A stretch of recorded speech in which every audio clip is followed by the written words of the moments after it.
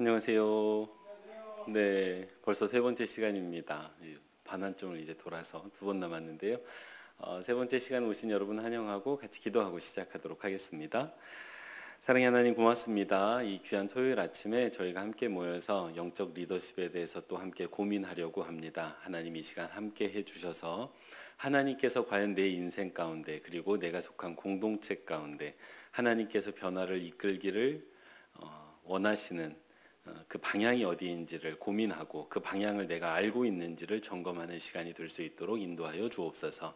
그래서 이 시간을 통해서 우리가 조금 더 하나님의 뜻을 깨닫게 하여 주시고 우리의 인생이 나아갈 방향, 우리 공동체가 나아갈 방향을 더 깊이 하나님 안에서 고민하게 되는 귀한 변화의 시간이 있게 하여 주옵소서. 함께 하시기를 간절히 바라옵고 소망하오며 사랑 많으신 예수님의 이름으로 기도합니다. 아멘. 네, 한 주간 잘 지내셨습니까? 네, 어떻게 이렇게 생각들을 조금 고민들을 좀 하시면서 사셨는지 아니면 이제 그게 조금 궁금하긴 합니다. 저 같은 경우는 지난 한 주간 제가 지난 토요일에 여러분하고 함께 나누었던 내용이 이제 저한테도 되게 조금 의미가 있었고 또 좀 묵직하게 다가왔던 터라 그 성령님의 임재를 경험하고 또 발현시키면서 살고 있는지를 다른 때보다는 조금 더 점검하면서 살았던 것 같고 그렇게 의식하면서 살았을 때 실패했던 때도 있지만 평소보다는 조금 더 낮게 그 한순간순간을 넘어갔던 때도 있었던 것 같습니다. 이제 오늘 저희가 나눌 주제의 제목은 영적 리더십의 발현입니다. 이제 시작된다는 의미겠죠. 그 첫 시간에 이제 저희가 이제 함께 살폈던 이번 강의의 목표 4가지가 있었습니다. 첫 번째는 내가 리더라는 것을 자각하고 리더로서 조금이라도 성장하고 그리고 내 주변 사람들의 변화를 이끌고 내가 속한 공동체를 좀 더 나은 곳으로 만드는 것. 이렇게 얘기하면서 리더가 누구인지에 대해서 살폈습니다. 리더는 변화를 이끄는 사람. 그래서 내 주변에 내가 변화를 이끌고 싶은 사람이 있다면 그리고 변화를 이끌어야 되는 사람이 있다면 나는 리더라는 것을 자각해야 된다고 말씀을 드렸고 그러면 영적인 리더라는 건 누구냐? 리더가 변화를 이끄는 사람이라면 영적인 리더십은 하나님께서 원하시는 변화를 이끄는 사람 그리고 그 힘을 가리켜서 영적인 리더와 영적인 리더십이라고 설명을 드렸습니다. 그러면서 이제 지난주에 어떤 변화를 이끌 것인가 보다 더 중요한 게 어떻게 변화를 이끌 것인가 라는 게 더 중요하다라고 이야기를 드렸습니다. 왜냐하면 여기에 오히려 영적 리더십의 핵심이 담겨져 있었기 때문에 영적 리더십의 핵심은 리더십의 핵심이 제가 아니라는 데 있습니다. 그 리더십의 주체와 핵심이 하나님께 있다는 것이죠. 그래서 그 관계 설정이 먼저이고 그 관계 설정에 대한 이야기가 이 어떻게 되어져 있었기 때문에 이거를 먼저 살폈다라고 말씀을 드렸습니다. 그래서 영적인 리더십을 발현시킬 수 있는 힘 3가지가 이제 첫 번째는 성령의 임재. 성령님이 임재하시는 게 매우 중요하다라고 이야기를 드렸고 지난주에 이제 클린턴의 6가지 개발 단계 중에 2단계 성령의 임재가 있다는 이야기도 드렸습니다. 그래서 성령님의 임재를 경험하면서 매 순간을 살아내는 삶. 그래서 지난주에 아주 몇 번을 반복해서 말씀드렸던 게 리더십은 능력이 아니다. 리더십은 뭐다? 태도다. 삶을 대하는 태도가 리더십의 핵심이다 라는 이야기를 드렸고 그래서 성령의 임재를 통해서 살아내는 삶의 태도 그리고 그 삶이 켜켜이 쌓였을 때 결국 그 삶을 통해서 형성하게 되는 성품 특별히 이 성품은 뭐 온유하다, 뭐 화통하다 뭐 이런 식의 성품이 아니라 그런 어떤 퍼스널리티가 아니라 캐릭터, 형성되는 캐릭터 그래서 하나님의 임재가 그 사람의 삶을 통해서 자연스럽게 드러났을 때 사람들이 그 하나님의 임재하심을 보면서 그 사람을 믿고 신뢰하고 따라갈 수 있게 된다라고 이야기를 드렸습니다. 그래서 하나님의 성령님이 내 안에 내주하시고 그 성령님의 내주하심으로 삶을 살아냄으로 말미암아 내 삶 가운데 나타나는 하나님의 임재하심이 있게 되었을 때 마침내 우리는 리더십을 발현시킬 준비가 된 것이지요. 그래서 하나님의 임재가 함께하기 시작하면 이제 어떤 질문이 나와야 됩니까? 그럼 이제 어떤 변화를 우리가 추구할 것이냐? 이제 리더십이 아주 중요한 부분이죠. 그 방향에 대해서 묻지 않을 수가 없게 됩니다. 예, 이게 진짜 달라요. 세상의 리더십은 방향을 먼저 정하고 그거를 어떻게 이끌고 갈 것인가를 고민하는데 우리는 어떻게가 먼저예요. 그래서 하나님과의 관계가 형성이 되고 나면 이제 어디로 갈 거냐예요. 왜냐하면 성경의 모든 사람이 그랬습니다. 하나님을 먼저 만나서 관계가 시작된 다음에 방향을 정하지, 방향을 정해놓고 났더니 저 방향으로 가면 하나님이 계시고 이 방향으로 가면 하나님이 안 계시고, 이게 아니라는 거예요.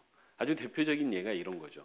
내가 A라는 회사와 B라는 회사가 있는데 그러니까 뭐 교수의 길과 영업사원의 길이 있는데 하나님이 어떤 길을 더 기뻐하실까? 틀린 질문이에요.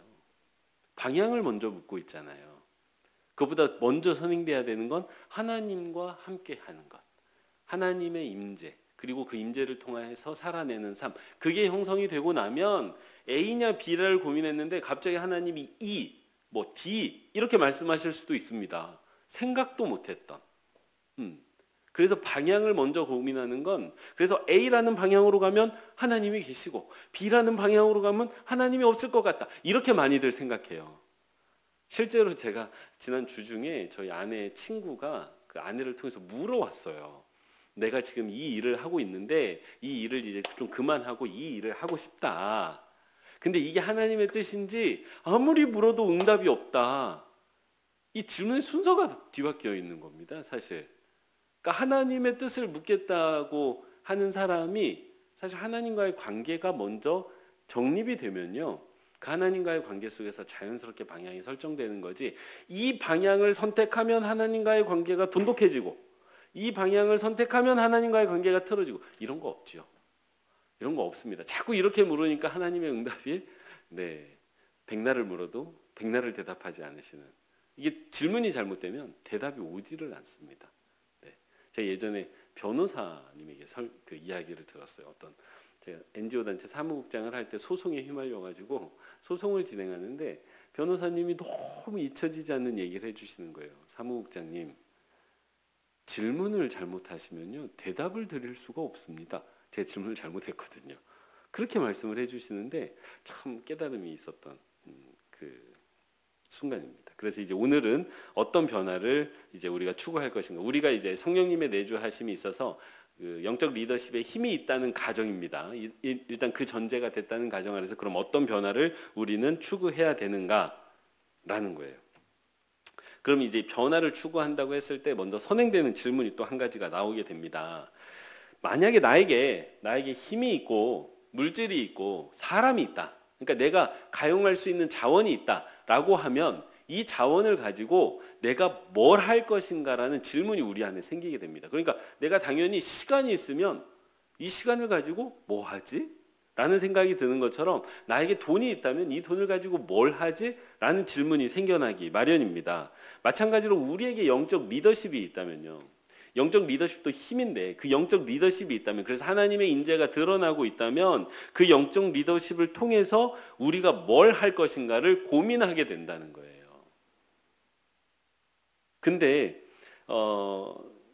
이 문제를 해결하기 위해서 고민해야 되는 게 어떻게 해결할 것인가. 그러니까 어떤 변화를 이끌 것인가를 고민할 때 이게 좀 이게 좀 재미있는 게, 이 문제를 해결하기 위해서 필요한 게 비전입니다. 이 책에서 이게 사용하는 문구가 이 문제를 해결하기 위해 필요한 게 비전이다. 이게 무슨 말이냐면 이 변화의 방향을 어디로 쓸 것인지를 내가 고민하는 게 아니라는 거예요. 그래서 사실 어떻게 하나님과의 관계, 하나님의 임재가 이제 먼저가 된 건데, 이게 없으면요. 그러니까 하나님께서 이끄시는 그 변화의 방향이 내 안에 없으면 그때부터 이 성령님의 임재라고 생각하는 이 영적 리더십의 힘이 착각일 수도 있을 뿐만 아니라 그때부터 이게 실제로 위험해집니다. 왜냐하면 내가 힘과 사람과 물질이 있는데 이것을 통해서 무엇을 드러내게 되느냐? 하나님의 방향이 없으면 내 방향을 드러내기 시작하죠. 그러면 이게 득이 아니라 독이 되기 시작합니다. 성경에 보면 하나님께서 특별히 출애굽하는 과정에서 만나를 내려주시면서 그 만나를 통해서 시험하시겠다는 장면이 나와요. 그게 좀 이해가 잘 안 됩니다. 왜냐하면 만나를 내려주신 건 은혜인데 왜 그게 동시에 시험이 되지? 생각해 보면 그래요. 하나님께서 은혜를 주시지만 그 은혜를 사용하는 것을, 은혜를 잘못 사용하면 독이 된다는 것을, 그래서 그것을 통해서 시험하시겠다는 것을 말씀하신 거거든요. 마찬가지입니다. 하나님께서 우리에게 힘도 주시고 물질도 주시고 사람도 주실 수 있는데 이것을 선하게 사용할 수 있는 방향이 없다면, 그거는 독이에요, 독. 제가 예전에 그 아까 말씀드렸던 사무국장 하던 시절에 이렇게 들었던 이야기가 하나 있습니다. 그게 뭐냐면 지금이야 분당 우리 교회 이찬수 목사님이 엄청 유명한 목사님이 되셨어요. 근데 제가 그 사무국장 일을 할 때는 이 분당 우리 교회가 지금만큼 알려지지 않았을 때입니다. 이제 막 교회가 폭발적으로 성장하기 시작하던 무렵, 그래서 좀 아는 사람들만 알던 시절이에요. 근데 이제 그때 제가 이제 같이 저희 단체 대표님이 이제 허문영 박사님이라고 기독교 통일운동을 하시던 분이셨어요. 기독교 통일운동 1세대신데 이 박사님이 이제 워낙 마당발이세요. 기독교계에서 이제 마당발이세요. 그래서 이제 막 한참 성장하던 분당 우리 교회에 특강 강사로 가신 거예요. 그래서 특강 강사로 가셔가지고 여러 가지 뭐 좋은 이야기도 해주시고 강의도 해주시고 이제 교제도 하셨는데 이찬수 목사님이 그러셨다는 거예요. 지금 우리 교회에는 돈도 있고 사람도 있고 시간도 있습니다. 그 다음 말이 중요합니다. 이걸 가지고 제가 뭘 해야 될지 하나님께 묻고 있다라고 하셨어요. 그 이야기를 들은 정말 많은 돈이 필요한 기독교 단체들이 다 그 교회로 몰려갔습니다. 솔직히 말씀드리면 그거를 제가 본 거예요. 왜냐하면 거기 돈도 있고 물질도 있고 시간도 있고 사람도 있다고 하니까. 근데요, 이찬수 목사님이 그렇게 찾아오는 사람들에게 흔들리지 않으셨어요. 재밌죠? 안 흔들리셨어요. 그리고 이제 한참 고민하시다가 이제 그 일만성도 파송운동이나 뭐 지금 하는 가평 뭐 이런 비전들을 받아서 이제 준비를 시작하셨던 걸로 저는 이제 알고 있습니다. 그래서 우리에게 영적 리더십이 있느냐? 또 굉장히 중요한데요. 그 영적 리더십이 주어졌을 때 그것을 어떤 방향으로 발현시킬지가 준비가 되어 있느냐. 즉 하나님과의 관계 속에서 방향 설정이 되어져 있느냐.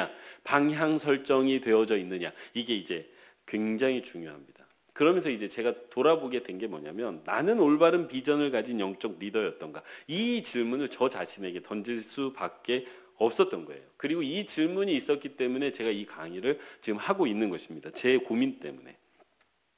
그러니까 제가 목회자로 20년 넘게 살아왔는데 제가 이 고민을 했던 적이 있나? 내가 과연 사람들을 어느 방향으로 인도해야 되는지 그 방향성에 대한 고민. 그래서 사람들이 어떤 변화의 포인트로 옮겨가야 되는지에 대한 내 안에 정립된 모습이 있었나?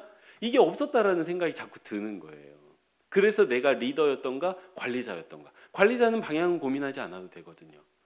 그래서 이 고민이 생겨났던 것입니다. 근데 이게 비단 목회자로서 교회를 이끌어야 되는 저만의 문제는 아니지 않습니까? 여러분 첫 시간에 우리가 나는 리더입니까? 라고 물었을 때 전부 리더라고 답하셨어요. 왜냐하면 내 주변에 내가 변화를 이끌어야 되는 사람이 있기 때문이에요. 생각나죠? 내 자녀, 그 배우자, 뭐 내 부모님, 뭐 여러 사람이 생각이 납니다. 근데 과연 그 사람의 변화를 이끌어낼 힘이 내 안에 있었는지를 우리는 고민해봤는가가 지난 시간이었다면 나는 과연 그 사람들이 어떤 변화의 모습을 상정하고 있나? 그 변화의 모습을 상정함에 있어서 나와 하나님과의 관계는 어땠는가를 고민해 봤냐는 겁니다.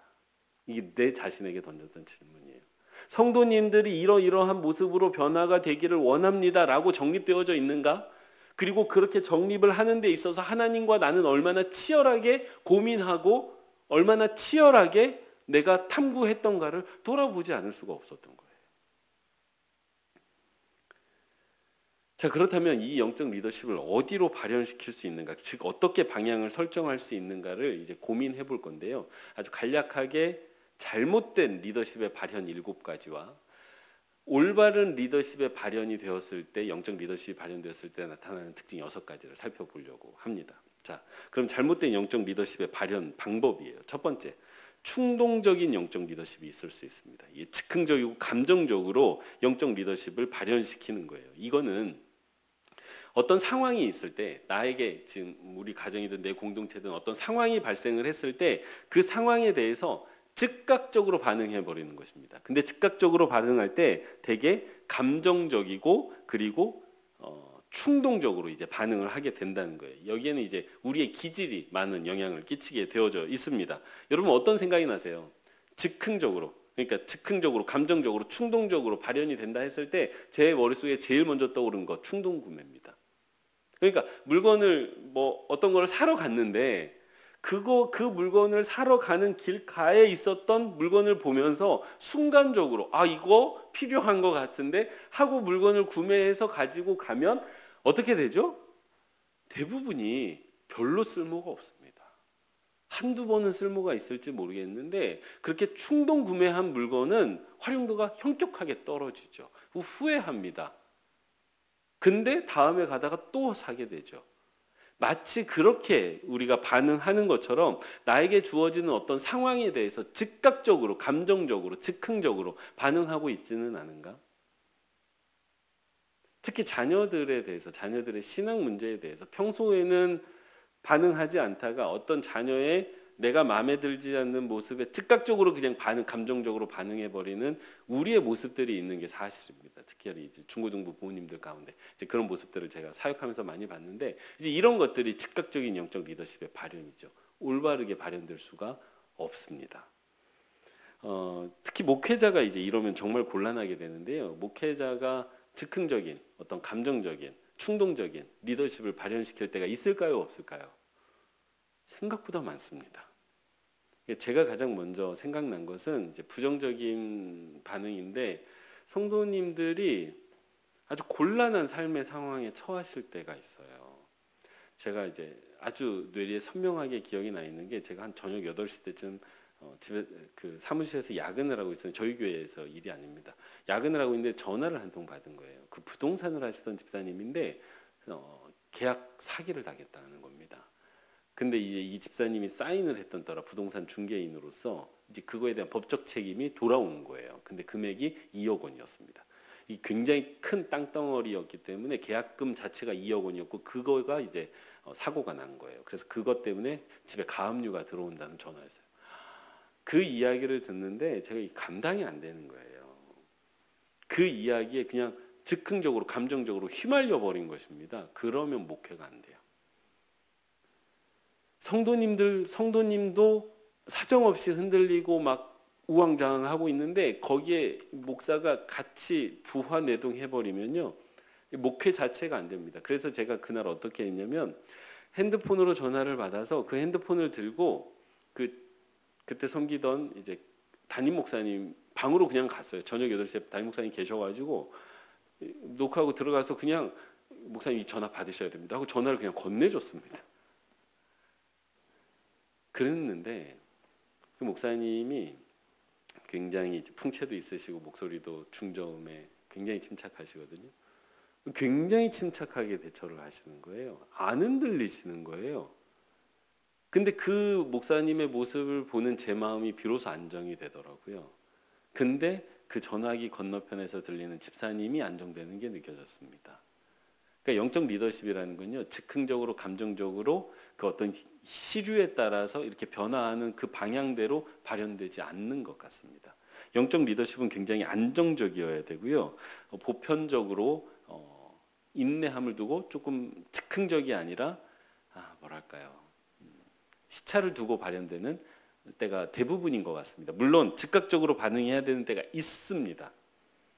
있어요, 실제로. 제가 기억에 남는 건 제가 전임 전도사 처음 나갔던 시절인데 강변북로를 따라서 출근을 하고 있었어요. 근데 우리 집사님께 전화가 왔습니다. 당시 8살이었던 아이가 의식불명이라는 거예요. 그래서 이대 목동병원으로 바로 갔는데 출근길에 아이가 죽은 듯이 누워 있었습니다. 그 모야모야병이었어요. 이 모야모야병이 아이가 뇌출혈로 처음 초기 증상이 나타나는 병이거든요. 그러니까 뇌출혈이 온 거예요. 그래서 뇌에서 이제 혈관이 터져가지고 아이가 이제 의식불명 상태였습니다. 굉장히 긴급해요. 바로 사인하고 아이 수술 들어가지 않으면 아이 사망은 기정사실입니다. 수술하지 않으면 바로 죽어요. 근데 수술을 해도 후유증이 남을 확률은 80% 이상. 이제 이런 상황에서 사인하고 대처해야 되는, 아주 급박하게 대처해야 하는 때가 있기는 합니다. 아주 예외적으로. 근데 보편적으로는 대체적으로는 즉흥적이거나 감정적이어서는 안 되지요. 영적 리더십이. 이제 두 번째로 성공 사례를 모방한 영적 리더십은 안 된다라고 이야기를 합니다. 그러면서 이제 책에서 이야기를 하는 게 뭐냐면 작년에 어떤 교회에서 사람들을 많이 이제 교회로 전도하기 위해서 공원에서 음악회를 열었습니다. 근데 그 음악회를 여는 과정을 보면 굉장히 기도도 많이 하고 많은 논의를 거쳐서 많은 기도 끝에 이렇게 해보자 해가지고 많은 협력을 통해서 아주 성공적으로 수백 명의 사람이 교회에 찾아왔다는 거예요. 그럼 내년에 그 행사 할까요, 안 할까요? 하죠. 성공했거든요. 근데 작년에는 그 행사를 하기 전 2달 전부터 기도하고 고민하고 논의하는 과정이 있었지만 그 다음에는 이 과정이 들어갈까요, 안 들어갈까요? 안 들어간다는 거예요. 왜? 성공했으니까. 근데 핵심이 어디 있느냐라고 묻습니다. 성공 그 사례한 음악회에 있습니까? 아니면 하나님의 뜻을 묻고 고민했던 거기에 방점이 있습니까? 전자에 있다는 거예요. 근데 우리가 많이 빠지는 함정이 그 고민을 통해서 어떤 성공 사례가 나오면 그거를 그냥 고민 없이 따라간다는 거예요. 그러면 매년 음악회가 들어오게 되고 몇 년이 지나고 나면 우리가 왜 음악회를 하고 있지를 망각한다는 거예요. 그래서 그냥 무의미하게 반복되는 성공 사례, 이것은 영적 리더십에서 지양해야 되는 부분이라고 이야기를 합니다. 근데 이 부분을 제가 이제 읽고 또 고민하면서 한국 교회의 진짜 아픈 부분이다. 지금 저희 교회에서 하고 있는 이 만나데이라는 것이 원형이 어디 있습니까? 주한장로교회에 있었던 새생명전 축제, 거기에서부터 다 파생된 거예요. 왜 했죠? 야, 그거 하니까 된다더라. 어떤 교회도 해봤더니 또 됐다. 이 성공 사례들이 모여가지고 한국교회 모든 교회들이 했던 프로그램이에요. 근데 지금 이거 말고는 다른 전도 프로그램이 없기 때문에 계속 고민하고 계속 이제 진행시키고 있는 부분이 실제로 있습니다. 저희가 좀 반성해야 되는 부분인 거예요. 그래서 한국교회를 보면 교회에서 되어지는 모든 프로그램이 어때요? 다 유사해요. 이 블랙커비의 이 영적 리더십이라는 책에 근거해서 생각해 보면 잘못된 겁니다. 그러면서 이 책에서 저자가 뭐라고 말하냐면 하나님은 똑같은 방법을 2번 사용하시는 경우가 거의 없다. 하나님이 모든 사람을 다 다르게 만드셨듯이 모든 사람의 인생을 다 다르게 이끌어 가시듯이 모든 교회를 다 다르게 이끌어 가시는데 우리 교회만을 향한 하나님의 뜻을 고민하지 않는 우리의 모습을 굉장히 따끔하게 질책하고 있습니다. 근데 생각난 책이 하나 있는데요. 유현중 교수의 어디서 살 것인가라는 책입니다. 혹시 안 읽어보셨으면 꼭 한번 읽어보십시오. 이 유현중 교수의 어디서 살 것인가는 진짜 좀 읽어봄직한 책인데 이 책을 보면요. 유현중 교수가 진짜 강력하게 비판하는 한국 이 사회의 건축이 있습니다. 2가지가 있는데 하나가 학교요. 하나가 아파트입니다. 학교를 왜 비판하냐면요. 전국의 모든 학교를 가면 전국의 모든 교실이 똑같이 생겼다는 거예요. 근데 그 학교에 다니는 자녀들이 살고 있는 아파트를 가보면 아파트가 유행을 탑니다. 그래서 동시대에 지어진 아파트들은 집의 구조가 다 똑같아요. 아주 비슷합니다. 그래서 유현중 교수가 정말 좀 굉장히 세게 비판을 하는 게 뭐냐면 닭장이라고 표현하면서 이런 닭장에서 무슨 독수리가 태어나겠느냐라고 비판을 해요. 그러니까 모든 사람이 다른데 모두 같은 공간 안에 밀어 넣으면 거기에서 어떤 새로운 게 나오겠냐라고 비판을 하거든요. 근데 한국 교회가 모두 다른데 각 교회에게 주신 사명이 다 있을진데 모든 교회가 같은 프로그램을 하고 있어요. 왜요? 성공 사례를 반복하고 있기 때문입니다. 영적 리더십은 이렇게 발현되면 안 된다는 거예요. 영적 리더십은 이렇게 발현되지 않는다라고 이야기를 합니다. 3번째로요. 허영심을 향한 영적 리더십입니다. 그러니까 교회가 또는 어떤 리더가 성공적인 커리어를 바탕으로 또는 성공적인 교회 성장을 바탕으로 허영심이 발현될 수 있다는 거예요. 영적 리더십이 그렇게 발현될 수도 있다는 겁니다. 대표적으로 예를 드는 게 지역에서 가장 큰 교회를 세우겠다. 가장 큰 건물을 짓겠다는 거예요. 그래서 그거를 감당하다가 결국 파산해버린 교회 이야기가 책에 나오고 있습니다. 어느 교회냐? 미국 교회 이야기예요. 많이 들어보지 않으셨습니까? 한국 교회 안에 많이 있는 얘기입니다. 네. 이게 무리한 건축을 진행했다가 교회가 굉장히 어려워진 이야기들을 우리가 잘 알고 있습니다. 어떤 논문이 발표된 건 아닌데요.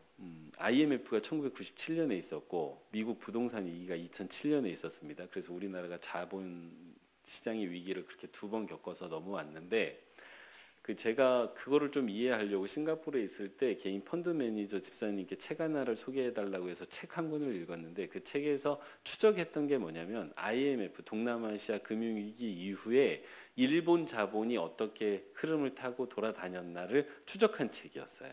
그 책을 읽으면 2007년 위기가 이해가 된다고 하셔가지고 그래서 그 책을 읽어봤더니 IMF 동남아시아 금융위기 이후로 97년 이후로 일본에서 갈 곳을 투자처를 잃은 일본 자본이 두 곳으로 갔답니다. 하나는 미국 부동산 시장으로 가서 그 버블을 꺼트렸고요. 2007년에 또 하나가 있습니다.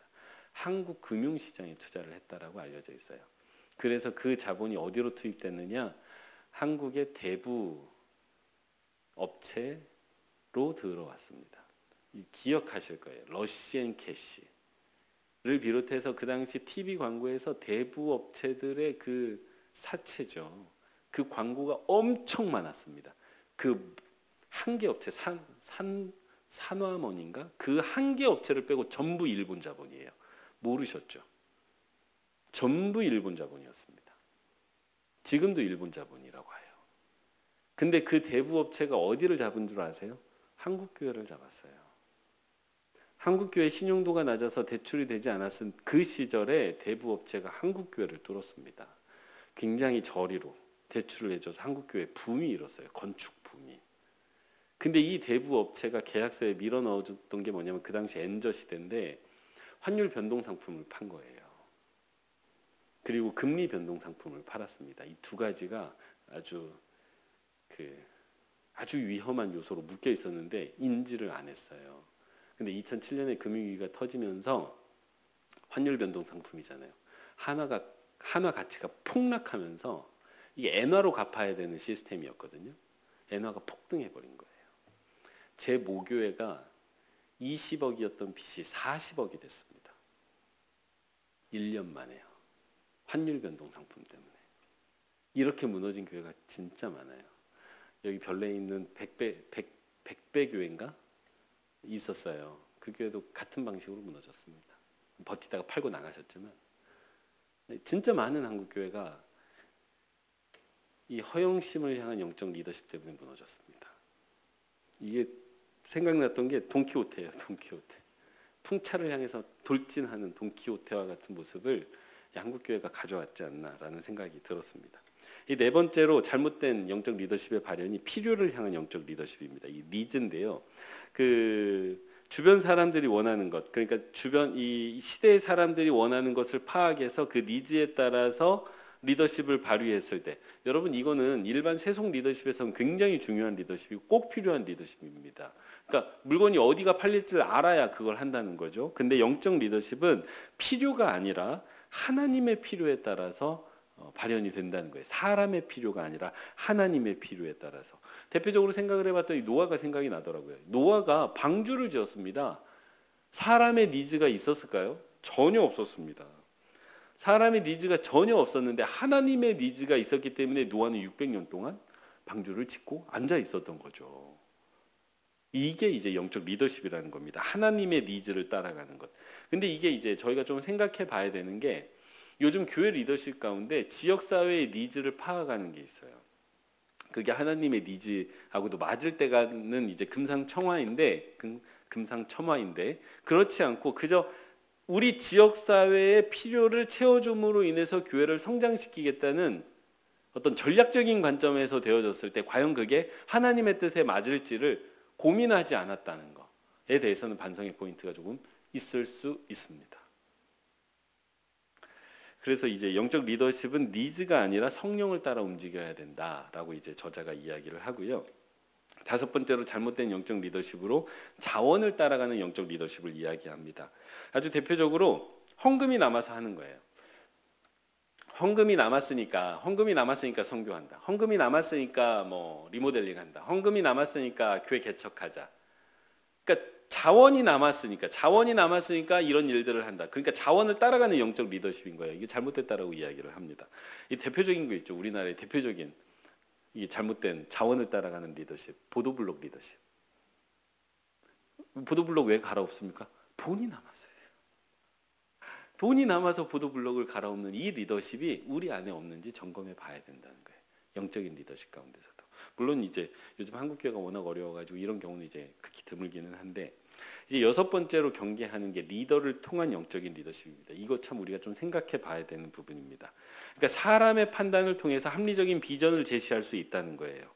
그러니까 사람이 생각할 때 우리가 논리적으로 생각해오고 우리가 경험해왔던 것들을 기초로 생각하면 합리적일 수 있으나, 그래서 그게 하나님의 뜻처럼 생각될 수 있으나 그게 하나님 보시기에 다를 수 있다는 겁니다. 이 책에서 진짜 좋은 성경 해석을 하나 보여줍니다. 뭐냐면 누가복음 9장에 보면요, 야고보와 요한이 예수님을 모시고 사마리아 주변을 지나갈 때가 있습니다. 그 마을을 지나가는데 그 마을에 들어가서 복음을 전했어요. 근데 사마리아 사람들이 받아들였을까요? 안 받아들였을까요? 안 받아들인 거예요. 근데 이 야고보와 요한이 형제인데 이게 그 우레 아들, 그러니까 굉장히 다혈질이었던 모양이에요. 그런 어떤 뭐 번개의 아들이라는 소리를 들었으니까, 천둥의 아들이라는 소리를 들었으니까. 그래서 이 다혈질이 올라와 가지고요, 뭐라고 예수님께 건의를 하냐면 하늘의 불을 내려버릴까요? 뭐 자기들이 내릴 수도 없겠지만, 근데 이제 그런 건의를 한 거예요. 왜냐하면 여기에는 여러 가지 요소가 포함되어 있습니다. 자기들이 전한 복음을 따르지 않은 거에 대한 반발, 첫 번째. 사마리아라는 지역에 대한 차별 정서. 세 번째, 혈통이 섞인 이들을 민족으로 보지 않고 이방인으로 보는 인종차별적인 시각이 그대로 들어가 있습니다. 세 가지예요. 하나는 내가 전하는 복음을 거절한 거에 대한 반발, 지역주의, 인종차별주의. 이 세 가지가 들어가 있습니다. 그때 예수님께서, 그걸 생각해 보면 합리적으로 그러면 제 마을 이게 그냥 뭐랄까 심판하고 넘어가자 이럴 수도 있는 거예요. 왜냐하면 이런 어떤 인간적인 생각에 기초해서 생각해 보면. 근데 예수님이 꾸짖죠. 근데 이게 재밌는 게 아니라 사도행전 8장에 가면요, 예루살렘에서 박해가 있어서 사람들이 흩어져서 복음을 전하는데 복음이 어디로까지 가느냐? 사마리아에 갑니다. 이 사마리아의 성내에 하나님의 역사하심이 있었다는 소식을 듣고 예루살렘에 있는 교회가 누구를 보내냐면 요한을 보내요. 요한이 사마리아에서 보니까 성령의 역사가 있는 거예요. 그래서 요한이 세례를 줍니다. 누가복음 9장과 사도행전 8장을 연결시키면요, 사도행전 8장에서 그 영적 리더십으로 생각을 해보면 여기는 안 되겠다라고 판단을 내린 거예요. 사람의 판단을 내린 거죠. 근데 하나님이 그걸 막으신 거예요.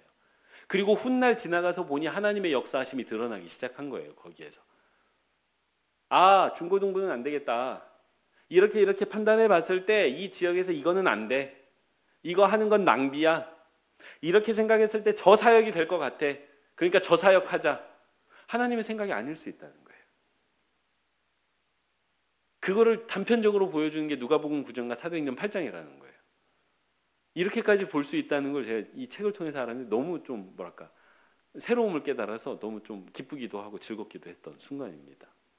그래서 이 리더를 통한 영적 리더십이라는 게 그 리더의 합리성 안에 갇히게 되면, 그 리더의 수준에 갇히게 되면 영적 리더십이 제대로 발현될 수 없다는 이야기를 합니다. 일곱 번째로 핵심 가치를 따른 영적 리더십도 잘못됐다라고 말해요. 그러면서 책에서 대표적으로 비판하는 게 리 워렌 목사님의 목적이 이끄는 삶입니다. 그러니까 교회가 어떤 특정한 목적을 따라가는 것, 핵심 가치를 설정하고 가는 것 좋다 이거예요. 근데 그렇게 됐을 때 유연성이 떨어진다는 이야기를 합니다. 거기에 갇히게 된다는 거예요.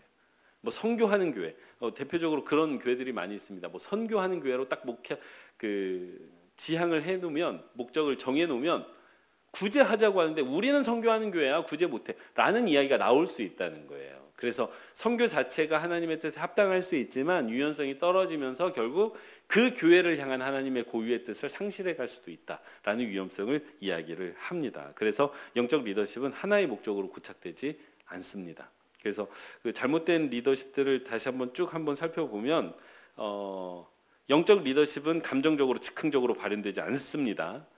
영적 리더십은 성공 사례를 모방하지 않습니다. 고유한 길을 찾아가지. 그리고 영적 리더십은 허상을 따라가지 않습니다.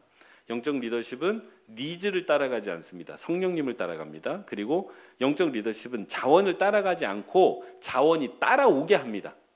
그러니까 처음에 자원이 없어도 영적 리더십이 제대로 발현되면 그 자원이 따라오게 되죠. 그것을 위해서. 그리고 영적 리더십은 사람의 합리적 판단을 넘어서고요. 그리고 영적 리더십은 하나의 목적으로 고착되지 않습니다. 자, 그렇다면 올바른 영적 리더십의 발현이라는 건 무엇일까요? 아주 간단합니다. 오직 하나예요. 하나님의 계시가 낳은 영적 리더십이라는 겁니다. 그러니까 올바르게 영적 리더십이 발현되는 그 방향이라는 건 하나님께서 설정해 주신다는 거예요. 그리고 보면 성경에 나오는 모든 하나님의 사람의 방향이 하나님께서 설정하셨습니다. 제가 쭉쭉쭉 생각나는 대로 적어봤는데요. 처음부터 그렇습니다. 아담과 하와가 에덴 동산을 떠날 때 그 방향을 누가 정하십니까? 하나님이 정하시잖아요. 실패한 이들을 위한 영적 리더십도 있었습니다. 노아가 방주를 만들 때, 아브라함이 고향을 떠날 때, 야곱이 형 에서를 피해서 하란으로 내려갈 때 전부 하나님께서 이끄셨습니다. 방향이 하나님께서 설정하세요. 그리고 야곱이 다시 돌아올 때도 하나님께서 이끄셨고요. 형을 만날 때 야복강에서 그때도 하나님이 이끄셨습니다. 요셉이 애굽으로 내려갔을 때 형들이 판 것처럼 보이죠. 근데 요셉이 나중에 뭐라고 고백합니까? 당신들은 나를 헤아려야 했으나 하나님이 그것을 선으로 바꾸사. 그러니까 그 방향도 누가 이끄셨어요? 하나님이 이끄셨어요. 민족이 애굽에서 나올 때, 그 이스라엘 민족이 애굽에서 출애굽할 때, 가나안을 향해 갈 때, 예수님으로 보면 예수님이 광야로 나아가실 때, 40일간 광야에서 기도하실 때, 그리고 예루살렘을 향하여 나아가실 때, 가나안에서 갈릴리에서 사역하시다가 예루살렘을 향하여 내려가실 때, 그러니까 십자가를 향해서 내려가실 때 전부 하나님이 이끄시죠. 그리고 교회가 예루살렘에서 시작해서 온 유대와 사마리아와 땅끝을 향해서 나아갈 때 전부 하나님이 이끄신 거예요. 그렇게 보면, 그 시각으로 보면 선교사들이 이 한반도 땅을 향해서 건너왔던 19세기 말미, 20세기 초반 그 이끌림도 다 누가 이끄신 거예요? 하나님이 이끄신 거예요. 그게 영적 리더십입니다. 하나님께서 선정하신 방향으로 나아가는 것. 사도 바울이 전도 여행을 할 때요, 아주 극명하게 드러납니다. 아주 대표적인 곳이 사도행전 16장 9절을 보면 사도 바울이 꿈을 꿔요. 사도 바울은 소아시아 안에서 계속 전도하기를 원했는데 꿈에서 마게도냐로 건너와서 우리를 도우라는 한 사람을 봅니다. 하나님이 이끄신 거예요. 성령님이 보여주신 거예요. 그래서 그거를 따라서 갑니다. 자기의 생각과 다르죠. A로 가는 게 맞습니까? B로 가는 게 맞습니까? 라고 고민하고 있는데 영적인 리더십, 성령님의 임재가 있다 보니까 C로 가는 게 맞다라고 알려주시는 거예요. 완전히 새롭죠. 이게 이제 하나님이 이끄시는 방향의 특징이에요. 그러니까 내 생각과 달라요. 하나님의 생각이잖아요. 남편과 아내의 생각이 다릅니다. 부모와 자녀의 생각이 달라요. 나와 하나님의 생각이 같을 거라는 착각을 버려야 됩니다. 그래야 하나님의 뜻이 분별이 돼요. 자꾸 내 뜻과 같기를 원하기 때문에, 자 보세요. 재밌는 비유를 하나 들어드릴게요. 아내가 여행을 가고 싶어 합니다. 남편에게 묻습니다. 하와이로 갈까 발리로 갈까? 아내 안에 답이 있을까요 없을까요? 있어요. 여성분들은 아시잖아요. 남성분들은 몰라요. 우리는 거기에 답이 없는 줄 알아요. 그래서 우리가 답을 맞춰야 된다고 생각하는데요, 천만의 말씀이에요. 답이 있어요. 그거를 진짜 재미나게 보여주는 요즘 동영상이 있습니다. 남자친구가 여자친구를 차에 태우면서 오늘 내가 너를 위해 준비한 곳이 있어. 거기가 어딜까? 라고 물어요. 여자가 막 고민합니다. 어디야? 맞춰봐 막 하니까 여자가 결국 어느 장소를 말해요. 어느 장소를 말하니까 바로 맞췄어, 거기야 라고 대답을 하거든요. 남자의 생각이 원래 그곳이 있었을까요? 없었어요. 여자가 원하는 곳을 알아내기 위해서 그렇게 이끌어낸 거예요. 여성은 답이 있습니다. 하와이로 갈지 발리로 갈지 답이 있어요. 근데 왜 물어볼까요? 내가 원하는 걸 맞춰보라는 거예요. 그래서 내가 원하는 걸 지지해달라는 거예요. 근데 우리가 하나님께 물을 때, 방향을 물을 때 대체적으로 이렇게 묻습니다. 내가 원하는 방향이 이미 있어요. 그거를 확인받고 싶다는 건요, 지지받고 싶다는 말의 다른 말입니다. 하나님의 생각 C에 있는데요, A하고 B만 묻고 있는 거예요. C라고 답하면 듣지를 않아요. 사람이, 남자건 여자가. 내가 하와이나 발리를 물어봤을 때는 하와이를 가고 싶지만 그래 발리 정도는 괜찮아. 근데 제주도를 얘기한다? 들리지 않는 거예요. 근데 진짜 남편의 생각이 궁금하면요, 하와이도 내려놓고 발리도 내려놓고 진짜 당신 어디 가고 싶어라고 물어야 돼요. 하나님의 뜻이 진짜 궁금하세요? 그럼 내 생각 다 내려놓고요, 진짜 내려놓고요, 하나님 생각이 뭔지 물으셔야 돼요. 내 머릿속에 내 생각으로 가득 차 있고 내 감정으로 가득 차 있고 내 원함으로 가득 차 있는데 하나님의 뜻을 물은들 그게 들리겠냐고요. 안 들리죠. 하나님의 계시가 낳은 영적 리더십이라는 것은요, 이어서 얘기를 할 텐데, 하나님의 방향을 진짜 궁금해해서 받은 사람, 그래서 책에서 이 영적인 리더를 하나님의 종이라고 표현합니다. 이 리더라고 표현은 하지만 종이다. 왜냐하면 온전히 하나님께서 설정하시는 그 방향에 순종하는 사람이거든요. 그래서 이 올바른 영적 리더십에 6가지 특징이 있는데, 첫 번째가 from to가 분명하다는 거예요. 그러니까 어디서 어디로 가야 되는지, 뭐 from 서울 to 부산이라고 말하죠. 서울에서 출발해서 부산으로 간다 할 때 이제 from to를 사용하는데, 저 참 좋아하는 영어 표현입니다. 그래서 제가 그 산목할 때도 이제 말씀드렸던 게 from my perspective to God's perspective라고 해서 내 관점에서 하나님의 관점으로 옮겨가야 된다라고 얘기했던 때도 이제 동일한 표현을 사용했는데요. 그래서 영적 리더십이 발현이 되면 이게 분명해요. 어디에서 어디로 가야 되는지가. 예수님이 그게 너무 분명하셨던 분이세요. 죄에서 구원으로 가야 된다. 너무 선명하잖아요. 예수 그리스도께서 이끄시는 영적 리더십은 혼동이 없습니다. 너무 선명해요. 죄에서 구원으로 가야 된다. 이 지향점이 이제 하나님께서 주시는 그 지향점이라는 게 너무 분명하다라고 이야기를 하고, 근데 이제 두 번째, 그 하나님께서 주시는 방향의 특징이 언약으로 주어진다는 거예요. 여기에 우리의 어려움이 있습니다. 하나님께서 아브라함에게 본토 친척 아비집을 떠나서 가라고 했을 때 언약으로 주셨어요. 이스라엘 백성을 애굽에서 꺼내실 때도 언약으로 주셨어요. 바벨론으로 이끄셨다가 바벨론에서 예루살렘으로 돌아올 때도 언약으로 주셨어요. 근데 이 언약이라는 게 왜 어렵냐면요, 보증이 없습니다.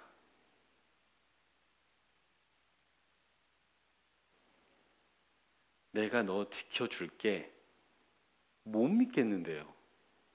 아니 뭘 좀 보여주셔야, 뭘 좀 보여주셔야 그거를 보고 따라가죠. 하나님. 뭐 하다 못해 뭐 이렇게 찌끄레기라도 좀 이렇게 던져주셔야 그거 붙잡고 가죠. 그래서 실제로 던져주기도 하시는데, 원래 언약이라는 건 믿고 가는 거예요. 믿고 광야로 그냥 나가는 겁니다. 이래서 어렵습니다. 이게 하나님을 따라가는 그 방향이라는 게, 영적 리더십의 방향이라는 게 그래서 어려워요.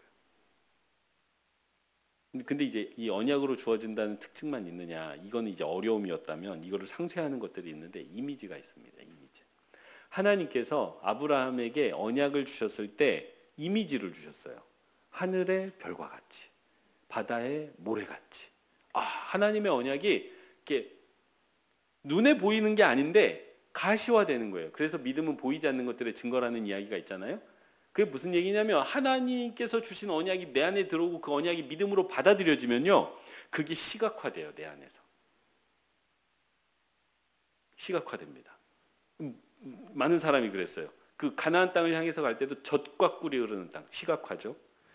뭐 하늘의 별과 같이 바다의 모래과 같이. 그리고 예수님께서 천국을 얘기하실 때 신랑 신부 비유를 들면서 혼인잔치 비유를 많이 드십니다. 시각화하는 거예요. 그 아주 뛰어난 리더로 마틴 루터킹 목사님을 이야기하시죠. 마틴 루터킹 목사님이 그 유명한 연설 뭐죠? I have a dream.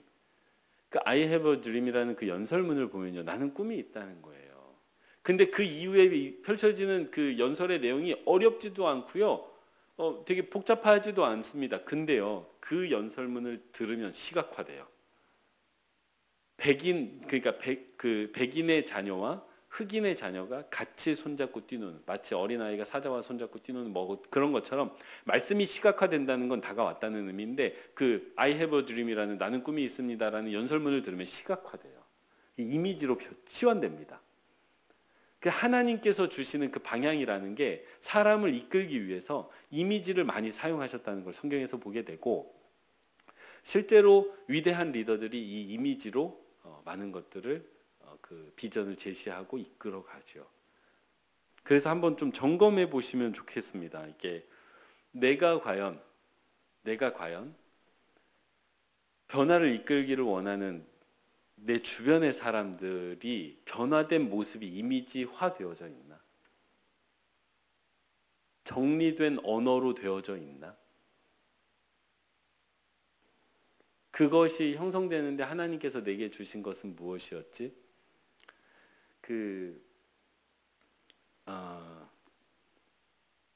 이 이미지라는 게 굉장히 중요한데요. 그 신학의 방법론 중에 theological reflection이라는 방법론이 있습니다. 이게 이제 한국에서는 많이 사용하지 않는 방법론이긴 한데 여기에서 핵심이 이미지예요. 그러니까 내가 처한 상황을 제대로 이해하려면 그 상황 가운데로 다시 들어가야 됩니다. 그러니까 내가 상황을 맞닥뜨렸잖아요. 뭐 예를 들어서 뭐 사기를 당하는 상황이 됐다. 그럼 가장 먼저 뭐가 올라오죠? 감정이 올라옵니다. 그 감정의 물살에 휩쓸려 가면 이미지라는 건 없어요. 허둥댐 밖에 없습니다. 이 물에 빠진 사람이 막 허둥대는 것처럼 우리가 그 상황을 허둥대게 되죠. 근데 물에 빠졌는데 급류에 휩쓸려 가고 있지만 중심을 잡고 헤엄을 친다면 그때부터 상황을 조금 다르게 볼 수 있겠죠. 내가 붙잡을 수 있는 게 뭔지. 그게 이제 이미지 작업처럼 생각하시면 되는데 내가 지금 가지고 있는 여러 가지 감정이나 이런 것들을 가지고 묵상 안으로 들어가면 그게 이미지화되는 때가 옵니다. 이 훈련하기 나름이에요. 이 훈련이 되면 성경의 말씀을 읽을 때 그 성경의 말씀이 이미지화되기 시작합니다. 그러니까 글이 그림으로 바뀌면 풍성해져요. 이거하고 똑같습니다. 그 풍경화를 그리는데 처음에 저같이 그림을 못 그리는 사람에게 산을 그리라고 하면 산만 그려요.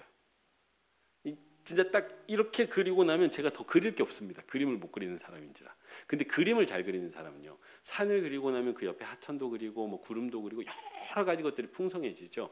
마찬가지예요. 성경 속으로 들어가거나 내 삶 속으로 들어갈 때 하나님과 함께 들어가기 시작하면 이게 이미지화돼서 내가 보지 못했던 것들을 보기 시작합니다.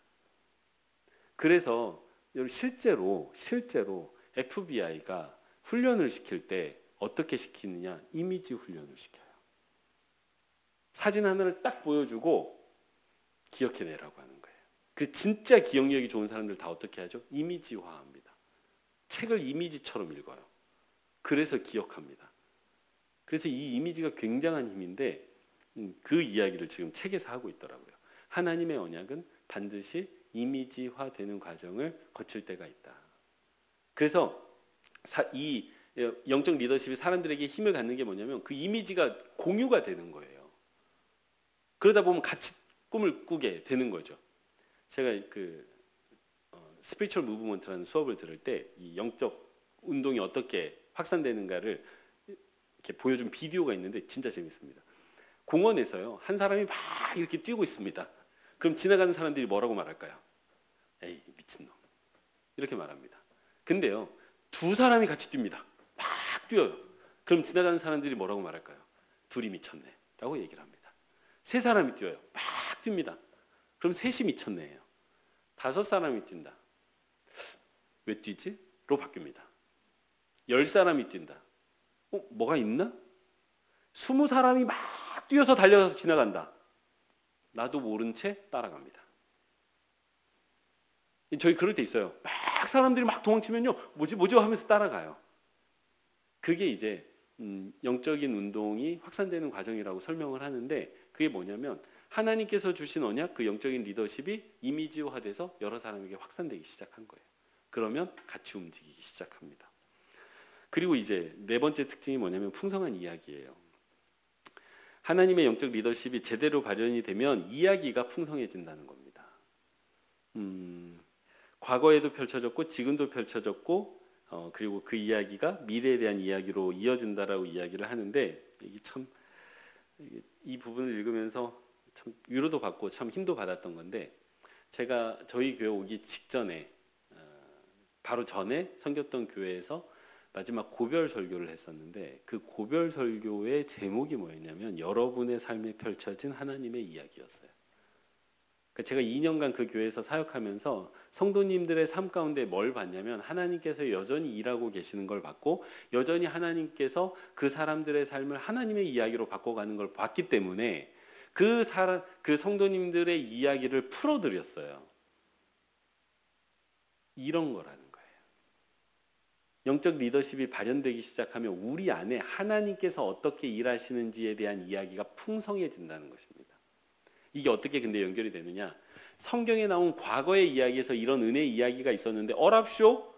지금 우리의 삶 가운데서도 그것이 발현되고 있네? 하나님께서 요셉의 삶을 당신들은 나를 해하려 하였지만 하나님이 그것을 선으로 바꿔주셨는데 어라? 오늘날 저 권사님의 삶 가운데 하나님께서 그 일을 행하고 계시네? 그러면 저 미래에도 하나님께서 그 일을 행하시겠네? 나에게도 그 일을 행하시겠네? 이게 영적 리더십이라는 거예요. 그래서 그 영적 리더십이 발현이 되면 사람들의 이야기가 풍성해진다라는 이야기를 하고 있습니다. 이제 제가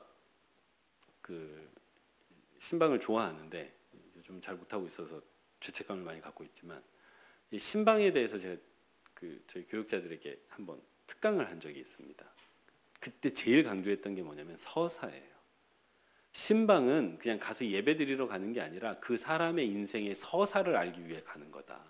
서사라는 건 지금 당장 일어난 사건이 아니에요. 신방은 지금 일어난 사건을 파악하러 가는 게 아니고 그 사건이 발생하게 된 모든 서사를 파악해서 이 서사가 어떻게 흘러갈지를 예측하고 그 하나님의 방향으로 인도하는 게 신방이라고 제가 이제 정의를 내립니다.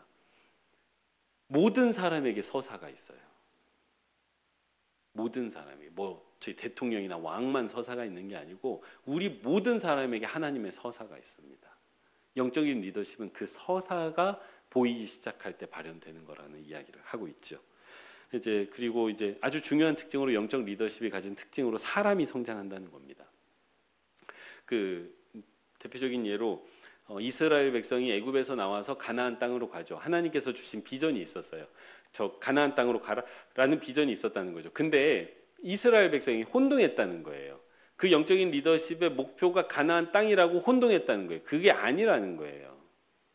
그럼 진정한 목표는 뭐였느냐? 그 과정을 거치면서 하나님과의 관계를 형성하는 데 있었다는 것입니다. 근데 이스라엘 백성이 그 관계 형성이 주 목적이었다는 걸 망각해 버렸을 때 땅 자체가 목적이 되었을 때 타락했다라고 이야기를 합니다. 그래서 저희도 마찬가지예요. 캄보디아 선교도 가고 우리가 말레이시아 선교도 가고 임실 사국 선교도 가고 여러 가지 사역들 노아 공동체도 하고 있습니다. 근데 이 모든 과정을 통해서 우리가 지향해야 되는 부분은 바로 사람의 성장이에요. 하나님과의 관계 성장. 거기에 목적이 있어요. 참여하는 분들도 성장해야 되지만 스텝으로 참여하고 봉사하시는 분들도 하나님과의 관계가 형성되고 성장하지 않으면 그거는 잘못된 리더십이라고 이야기를 단언합니다. 만약에 사역을 다 하고 났는데 사람들이 나가 떨어져 있다. 사람들이 지쳐 있다. 하나님과의 관계가 오히려 멀어져 있다. 실패한 사역이라고 아주 단호하게 이야기합니다. 성장해야 돼요. 사람이 길러져야 돼요. 사람이 자꾸 사라지는 게 아니라 사역을 하면 할수록 사람이 막 붙어야 돼요. 그래서 다음 리더도 눈에 보여야 돼요. 그게 증거라는 거예요. 영적 리더십이 제대로 발현되고 있다는 것. 하나님께서 이끌어 가시는 거면 하나님과의 관계가 당연히 좋아지지 않겠습니까? 그래서 제가 개인적으로 진짜 오래전부터 진짜 교회 사역하면서 늘 주의하는 게 소진되지 않도록, 성도가 소진되지 않도록 사역을 하다가 이 교회가 좀 열심히 한다 싶으면 하나 얹은 사람이 둘 얹는 건 기본이요. 둘 얹은 사람이 셋, 넷, 다섯까지 막 얹어버리기 때문에 이 교회 형편이 그럴 수밖에 없는 건 이해가 되지만 그러면 절대 안 되죠. 사람 살리자고 하는 일인데 그 한 사람 죽으면 어떻게 됩니까? 그 한 사람이 죽었는데 10사람이 산다. 이거 말이 안 돼요. 엄마가 죽었는데 애들이 살 수 없습니다.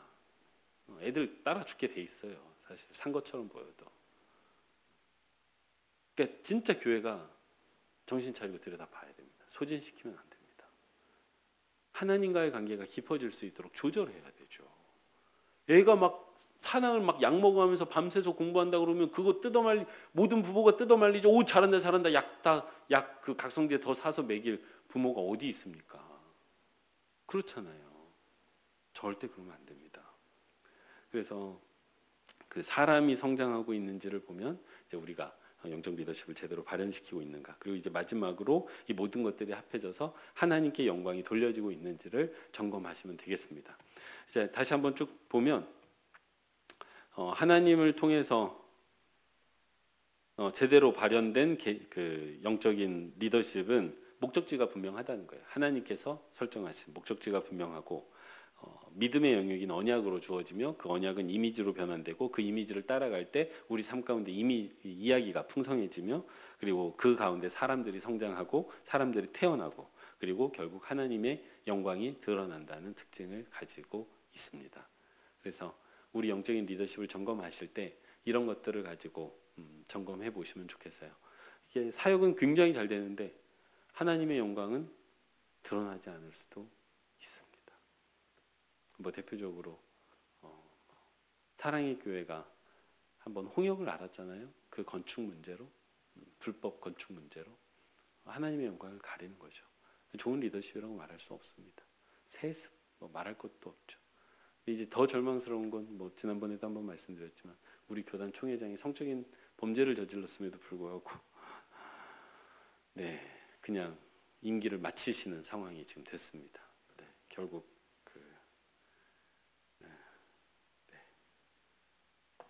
아무것도 못했어요.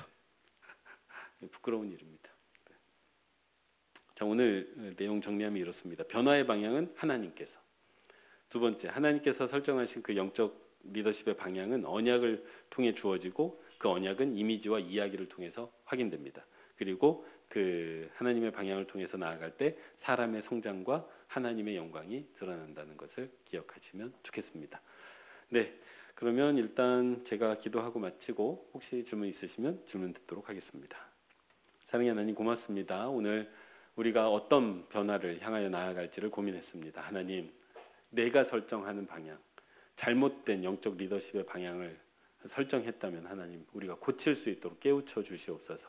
그래서 하나님께서 설정하신 방향이 어디인지를 알게 하시고 깨닫게 하시고 또 그 방향을 알려주시는 하나님의 언약을 믿음으로 나아갔을 때 그 언약이 우리 삶 가운데 변화를 일으키고 사람을 성장시키고 하나님의 영광을 드러내는 귀한 인생들 될 수 있도록 역사하여 주옵소서. 오직 하나님께서 우리를 인도해 주실 것을 믿으며 사랑 많으신 예수님의 이름으로 기도합니다.